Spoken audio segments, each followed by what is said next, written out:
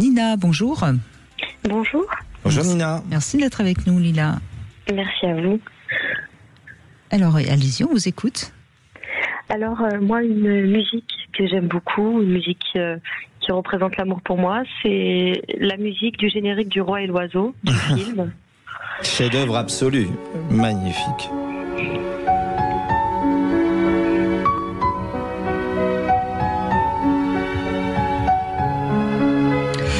Et pourquoi vous avez choisi cette magnifique musique, Nina ? Alors, parce que c'est l'homme avec qui je partage ma vie depuis 4 ans, après une séparation, qui m'a fait découvrir ce très vieux dessin animé. Et il m'a dit que cette musique était sa Madeleine de Proust. Et alors, je l'ai ensuite fait découvrir à mes enfants, qui l'adorent aussi. Et donc, ça représente un peu la quiétude qu'il y a eu quand on s'est rencontrés, tout ce qui s'en est suivi, tout le bonheur qu'on a eu ensemble. Et voilà, tout le bonheur qu'on va vivre après, j'espère. Le plus longtemps possible. Je vous le souhaite. Et le fait que vous l'ayez fait découvrir à vos enfants alors que c'est lui qui vous l'a montré, je trouve que c'est peut-être ça aussi qui est très important dans ce que vous dites dans votre témoignage. Oui, ça fait comme une transmission et ça fait comme une sorte aussi de Madeleine de Proust pour eux. Dès qu'ils l'entendent, ils sont tout de suite touchés. Oui, et puis c'est une chanson une musique en tout cas qui relie, si je puis dire, ce beau-père à vos enfants et donc à vous. Exactement, oui, tout à fait. Ça crée la musique familiale de ce couple recomposé. Le lien de la famille. Pour autant, moi, je peux pas trop intervenir, Nina, parce que dans la mélothérapie, nous, on est vraiment focusé sur les chansons, vous voyez, les paroles des chansons.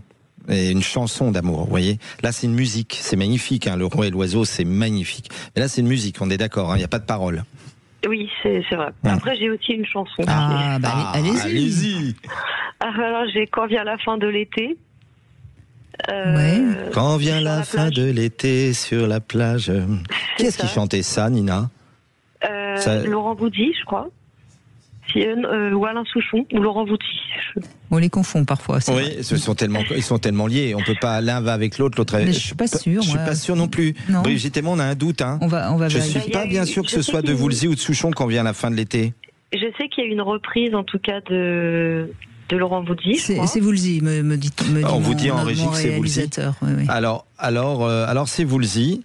À quel thème positif en un mot elle vous fait penser quand vient la fin de l'été, Nina? Ça me fait penser à ma jeunesse, ça me fait penser à tout simplement un amour que j'ai eu pendant une colonie de vacances.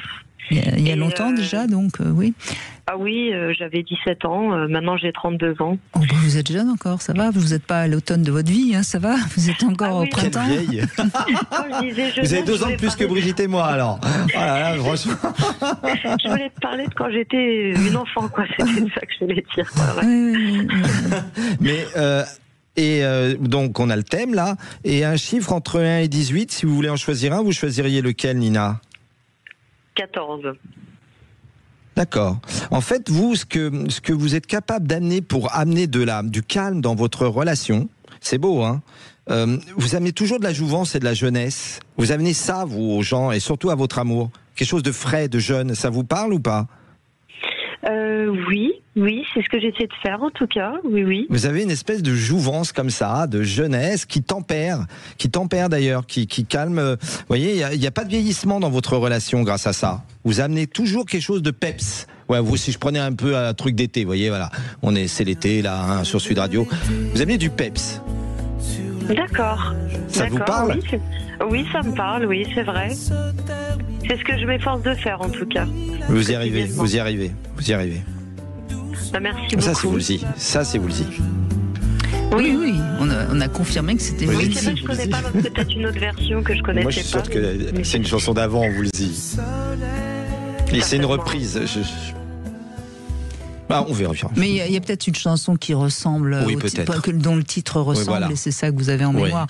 Il y a tellement de chansons qui ont des points communs. On va forcément parfois ne pas connaître la chanson dont on nous parlera. Mais donc cet amour de 17 ans, à 17 ans, j'imagine que c'était votre premier amour. Oui. Donc il y a alors contrairement à ce qu'on pourrait entendre dans Le Roi et l'Oiseau, enfin du moins dans ce que vous avez dit, c'est qu'il y a quand même chez vous, je pense, quelque chose de très nostalgique dans votre relation à l'amour. C'est vrai, je m'en étais pas rendu compte avant que vous me le dites, mais oui, c'est vrai. Oui, peut-être qu'il y a quelque chose quand même dans votre enfance qui a fait que vous vous sentiez un petit peu isolée, parce que peut-être pas comprise comme vous pensiez que devoir être comprise. Et donc ça crée chez vous dans votre relation à l'amour peut-être quelque chose d'un peu nostalgique.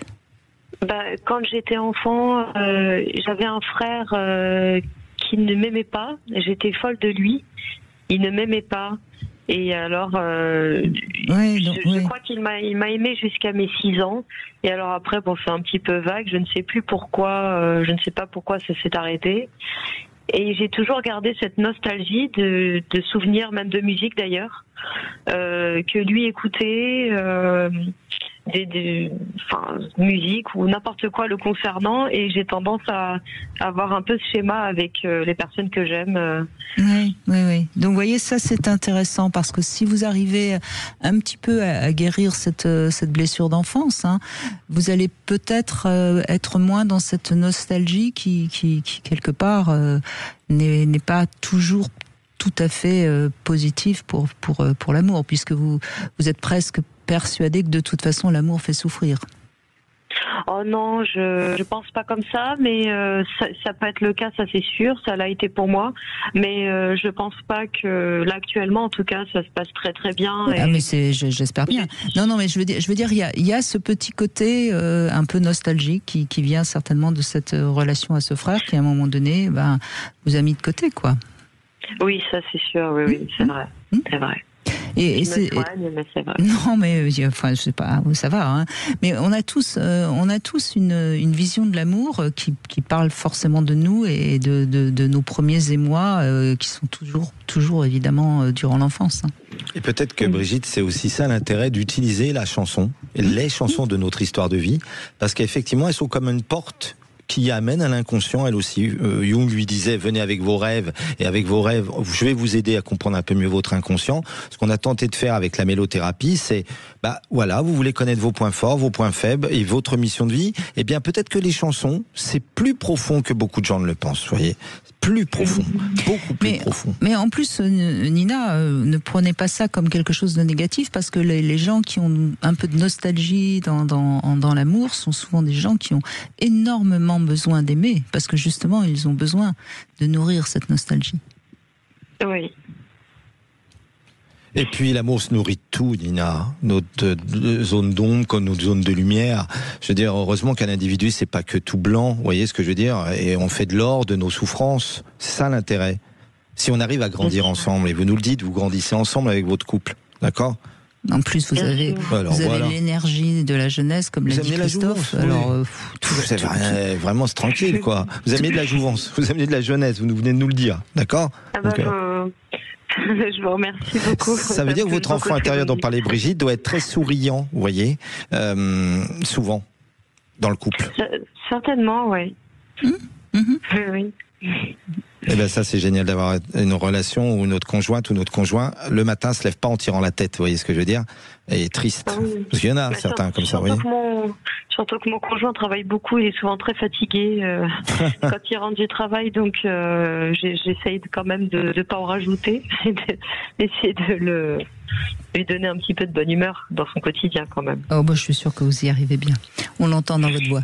Mais merci en tout cas de cet échange, Nina. Merci beaucoup. Merci à vous, merci beaucoup.